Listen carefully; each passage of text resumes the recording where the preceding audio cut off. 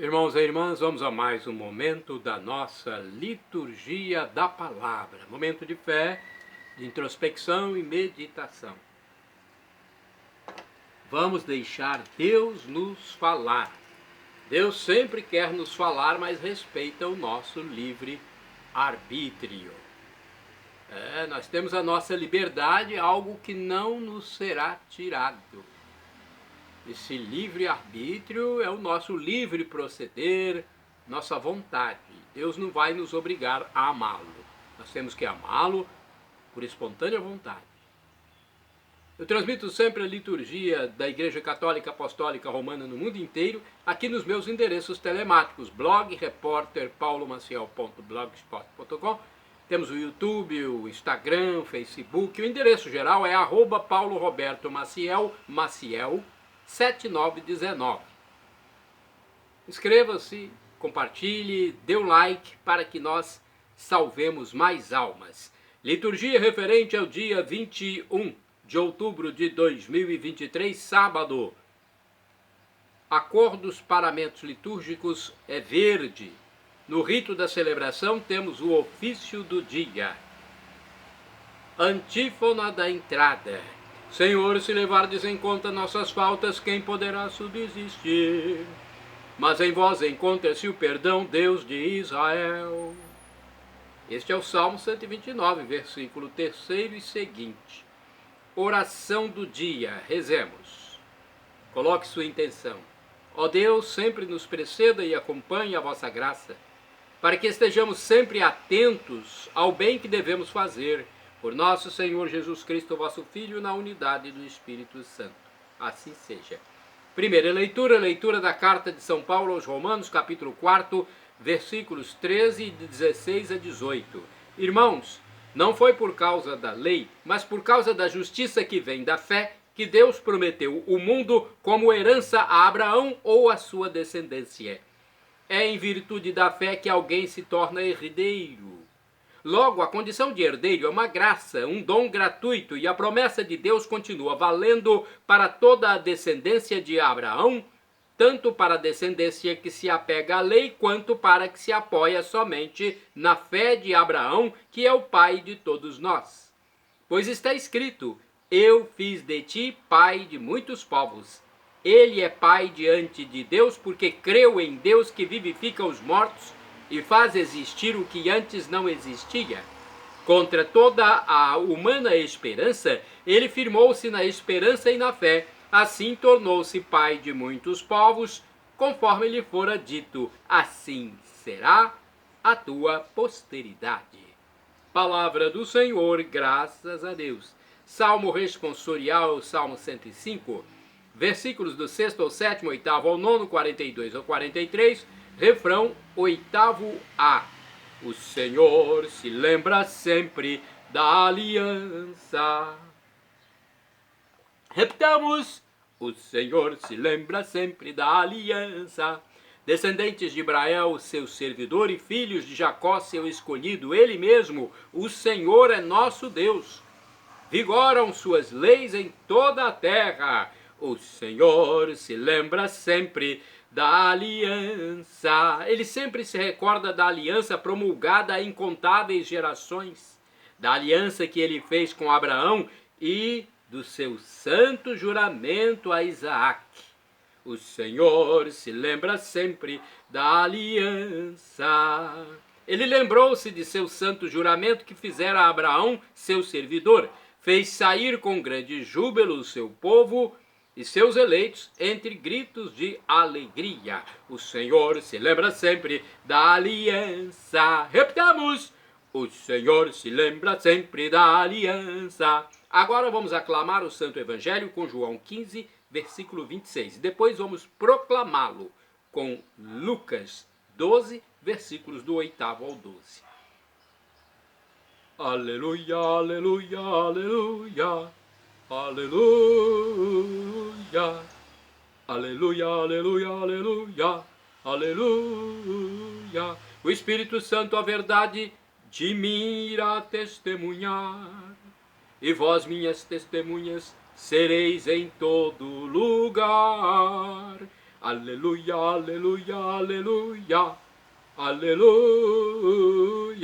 aleluia, aleluia, aleluia, aleluia. O Senhor esteja convosco, Ele está no meio de nós.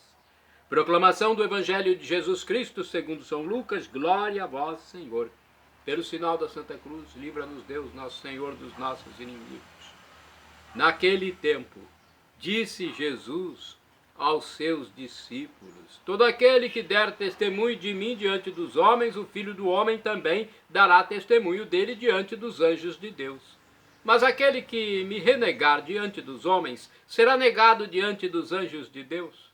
Todo aquele que disser alguma coisa contra o Filho do Homem será perdoado, mas quem blasfemar contra o Espírito Santo não será perdoado. Quando vos conduzirem diante das sinagogas, magistrados e autoridades, não fiqueis preocupados com como ou com que vos defendereis, ou com que direis. Pois nessa hora o Espírito Santo vos ensinará o que deveis dizer. Palavra da salvação, glória a vós, Senhor. Vamos à reflexão do Evangelho. É a liturgia comentada de Antônio Carlos Santini, e-mail santini@novaalianca.com.br. O Espírito Santo vos ensinará. É o título do comentário baseado em Lucas 12, versículos do 8º ao 12. Gosto muito de uma passagem do Antigo Testamento que define o Espírito de Deus como alguém encarregado de nos educar.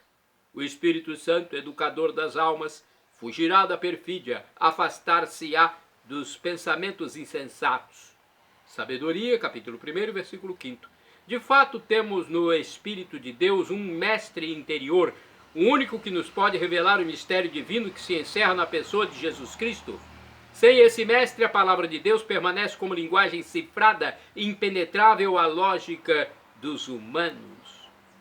Quando Jesus se preparava para entregar-se à paixão e separar-se dos seus discípulos, falou repetidamente do dom do Espírito Santo como um revelador, alguém que poderia devolver aos corações humanos o sentido perdido de sua existência e dos projetos de Deus.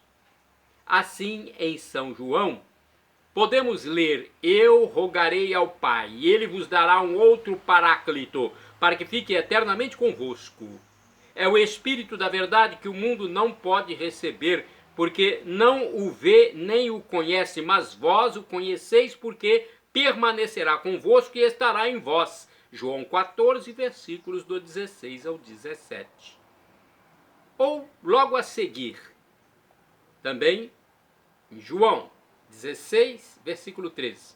Mas o Paráclito, o Espírito Santo, que o Pai enviará em meu nome, ensinar-vos-á todas as coisas e vos recordará tudo o que vos tenho dito. João 14, versículo 26. E reafirma ainda sua função pedagógica. Quando vier o Paráclito, o Espírito da verdade, ensinar-vos-á toda a verdade, porque não falará por si mesmo, mas dirá o que ouvir e anunciar-vos-á as coisas que virão. João 16, versículo 13. Desde Pentecostes, a Igreja percebeu que só poderia ser o corpo de Cristo sendo habitada pelo Espírito Santo. O Vaticano II, na Constituição Lumen Gentium, reconhece a ação do Espírito na Igreja. O Espírito habita na Igreja e nos corações dos fiéis como um templo, conforme 1 Coríntios, capítulo 3, versículo 16, capítulo 6, versículo 19. Neles ora e testemunha a ação de filhos. Gálatas 4, versículo 6. Romanos 8, versículos do 15 ao 16 e o 26. Conduz a igreja a toda a verdade, conforme João 16, versículo 13. Unifica-a na comunhão e no ministério. Dota-a e dirige-a mediante os diversos dons hierárquicos e carismáticos e adorna-a com seus frutos. Efésios 4, versículos do 11 ao 12, 1 Coríntios 12, versículo 4, Gálatas, capítulo 5, versículo 22. Está na Lumen Gentium essas explicações. Pairando sobre as águas primordiais da criação, ungindo os profetas da primeira aliança, gerando na Virgem Maria a natureza humana do Salvador, descendo sobre Jesus no Rio Jordão, inflamando os discípulos em Pentecostes, eis a presença universal do Espírito de Deus na história dos homens. Orai sem cessar, irmãos e irmãs, vinde Espírito Santo, enchei os corações dos vossos fiéis, e acendei neles o fogo do vosso amor. Enviai o vosso Espírito, e tudo será criado, e renovareis a face da terra. Oremos. Ó Deus, que instruístes os corações dos vossos fiéis com a luz do Espírito Santo, fazei que apreciemos retamente todas as coisas segundo o mesmo Espírito, e gozemos sempre da sua consolação. Por Cristo Senhor nosso. Amém. Santo do dia 21 de outubro, São Malco, monge do século IV, monge de um convento de Marônia, perto de Antioquia, na atual Turquia. São Malco teve a vida narrada por São Jerônimo. São Malco, monge. Santa do dia 21 de outubro, Santa Úrsula e companheiras, foram virgens e mártires do século IV. Sofreram um martírio perto de Colônia, na Alemanha. Santo do dia 21 de outubro, Santo Hilarion de Gaza, abade do ano 371, seguindo os passos de Santo Antão, foi exemplo de vida eremítica na região de Gaza. Faleceu em Chipre aos 80 anos. Santo do dia 21 de outubro, São Viator, leitor, do ano 481, discípulo e ministro de São Justo, bispo de Lyon. Seguiu-o ao Egito para entregar-se à vida de solidão e penitência no deserto. Santo do dia 21 de outubro, São Pedro Yu Tai Shao. Foi mártir, faleceu em 1839, tendo sido preso quando tinha apenas 13 anos. Exortava seus companheiros de cativeiro a suportar os suplícios. Foi morto em Seul, na Coreia, por estrangulamento, após ser cruelmente flagelado. Santa do dia 21 de outubro, Santa Laura de Santa Catarina de Sena, Montoya e Upegui, virgem. Faleceu em 1949. Fundadora da Congregação das Irmãs Missionárias de Maria Imaculada e Santa Catarina de Sena, e primeira colombiana elevada à honra dos altares. Santa Laura Montoya nasceu na cidade de Jericó, na Colômbia, em 26 de maio de 1874. Sua mãe, Dolores Upegui, lhe deu o primeiro beijo materno quando ela foi batizada, apenas 4 horas após o nascimento. Quanto ao seu pai, João da Cruz Montoya, médico e comerciante, Laurita quase não chegou a conhecer, pois morreu quando ela tinha apenas 2 anos de idade, numa das guerras civis.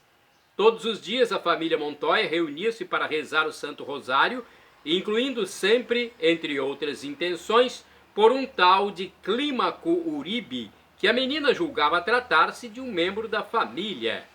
Na verdade, era o assassino de seu pai, por quem eles oravam.